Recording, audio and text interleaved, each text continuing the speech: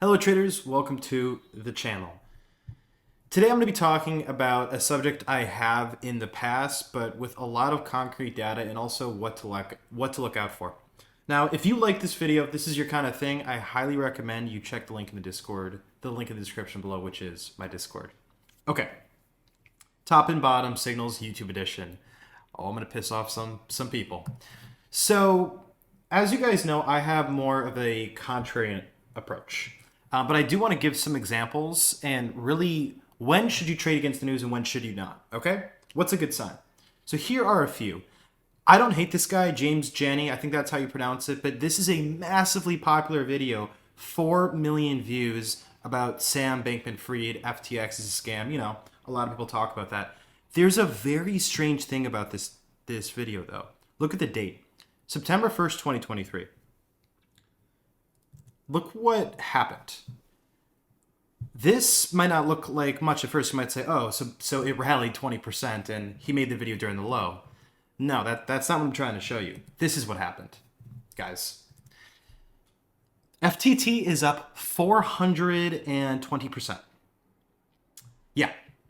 So was Sam Bankman-Fried a scam? Yes. Was FTX a scam? Yes. But talking about it, making it mainstream, I mean, even more mainstream with 4 million views, had you just been, I guess, ballsy enough to buy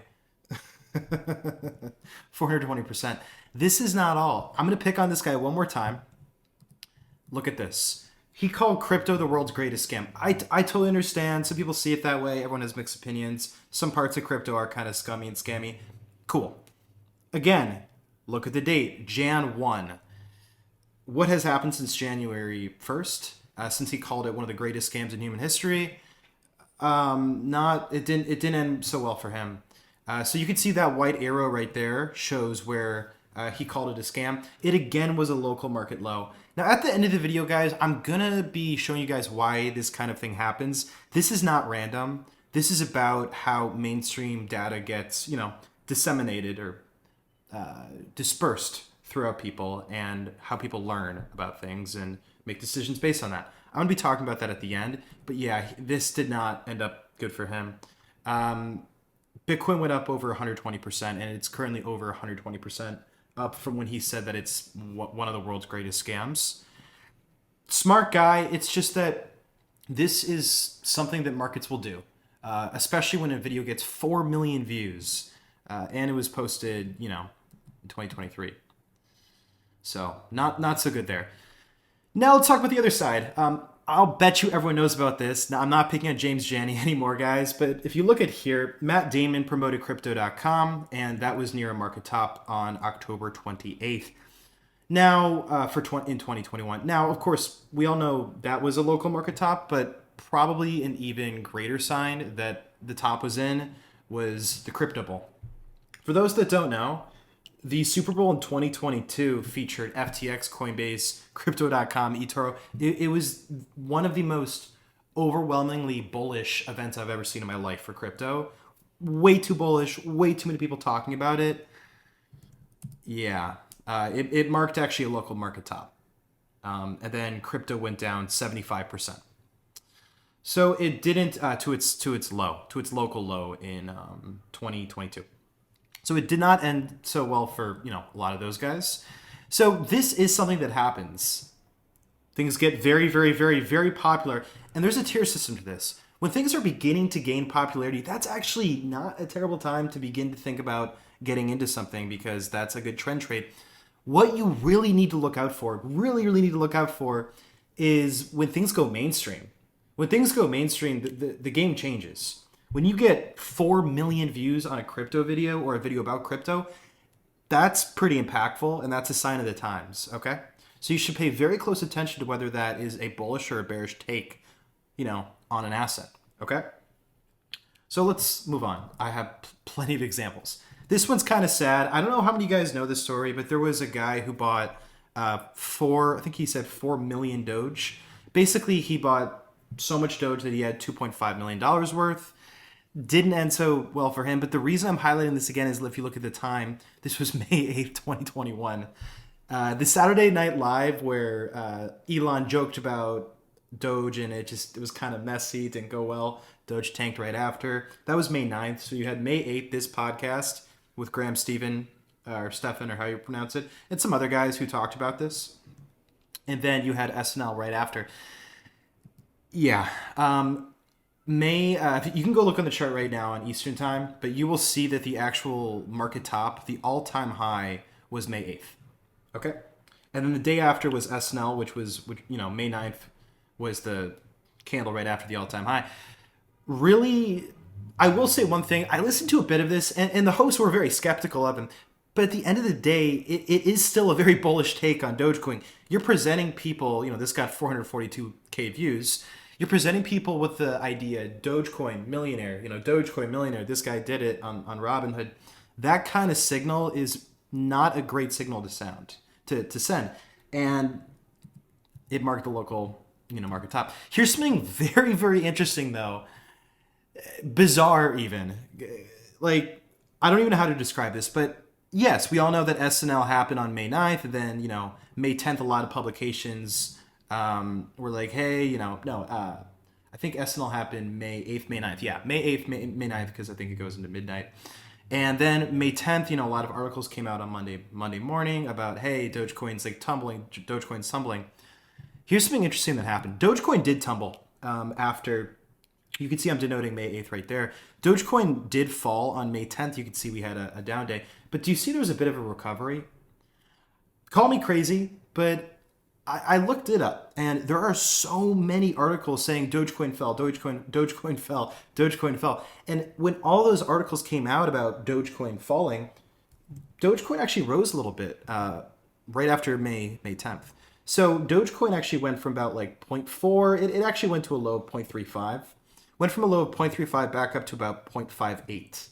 So this was a retracement to the upside. It's not a significant move in the grand scheme of, just how much Dogecoin fell, but it is something very interesting about the mainstream media. I mean, when I say mainstream media, I don't mean news outlets. I mean YouTubers. I mean our collective social conscience. How we think about something as bullish or as bearish, as a scam or as the perfect asset. Now, this is something that if you don't pay attention to how the collective conscious is treating different assets, then I think you're really going to be left behind or be buying a top or selling a bottom. So I found that to be very, very interesting. I want to talk about why. I don't want to just do a video just saying, hey, this guy, was really bullish to market top. That's not important. I don't care about these guys at all, about James Janney or Graham. It just doesn't matter to me. What does matter is what this means psychologically. Okay, let me break this down. I wanted to synthesize this into 3 points the best I possibly could. Massively popular videos are going to reveal mainstream opinion. When videos get 4 million views, which I know isn't a lot when you think about video games or music on YouTube or political things, in the United States at least, politics can get a lot of views.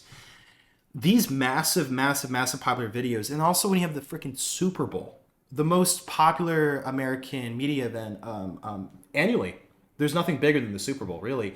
These events, there's so much bullishness and so much hype that you have an oversaturation of buyers. And it reveals an oversaturation of buyers. What ends up happening, guys, is when the mainstream is very, very bullish about something, everyone who wanted to buy has already bought. And that is exactly what oversaturation of buyers is. And so many people just ignore this or just forget about it or just say, this isn't important. You're just picking timestamps. It really is important, though. When too many people know about something, it's really bad. That's an oversaturation of demand. Too many people have already bought it.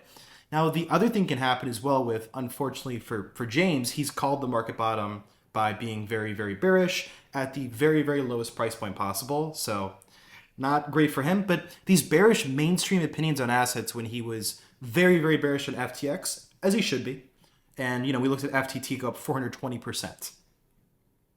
And he was very bearish on Bitcoin. It's up 120%. It's like life doesn't make sense. But this is how things run in crypto.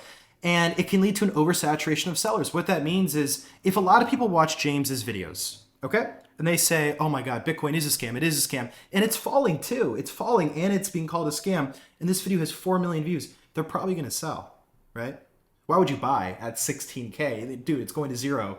You really want to buy one Bitcoin for 16 grand? It's going to go to zero. That's what they're thinking. And this is an oversaturation of sellers. So if you ever want to wonder, what that means, an oversaturation is when there's just too many and they've already done it. An oversaturation of sellers means there's too many people that want to sell and they're done. They've already sold.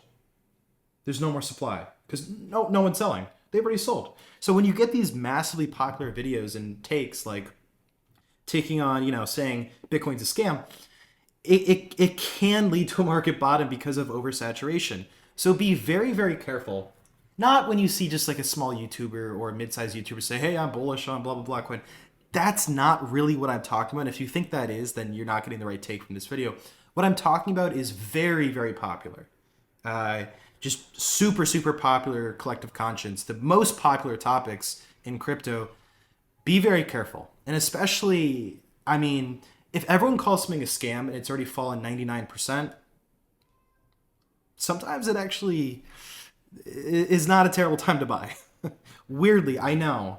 Or when everyone's saying, this asset's bulletproof, then you get a Luna situation or a UST situation. And I was going to include that in my video, but I decided not to because it's just too easy. I hope this was helpful. Whenever you guys see a mainstream take, whether it's a commercial for crypto.com or Coinbase or eToro, or Binance, or you see, let's say, every single person on the planet calling Ethereum or Bitcoin a scam, remember this video. Just remember it. And